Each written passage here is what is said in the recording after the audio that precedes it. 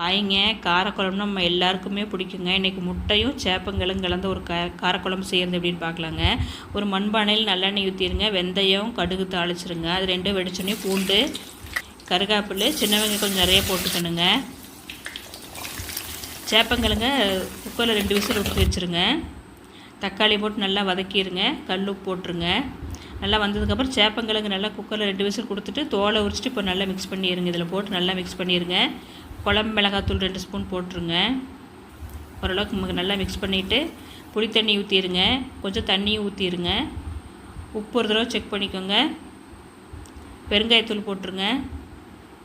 நல்லா மிக்ஸ் பண்ணிடுங்க. ஒரு தட்டு வச்சு மூடி வச்சுருங்க. பார்த்திங்களா எண்ணெய் பிரிஞ்சு எப்படி வந்திருக்குதுன்ட்டு பார்க்குறக்கே சூப்பராக இருக்குது பாருங்கள். இந்த சமயத்தில் நான் முட்டையை வேக வச்சுருக்கோம்லங்க, முட்டையை வேக வச்சு தோலை உரிச்ச முட்டையை போட்டுருங்க. சிம்மில் வச்சுருங்க.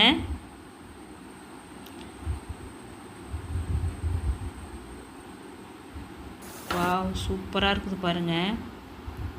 லாஸ்ட்டாக கொஞ்சம் மல்லித்தலையும் கருகாப்பிலும் தூவிடுங்க. அவ்வளோதேங்க. நல்லா உருளைக்கிழங்கு பொடி மாஸ் அப்பளத்தோட சூப்பராக இருக்குங்க. ட்ரை பண்ணி பாருங்கள். தேங்க்யூ.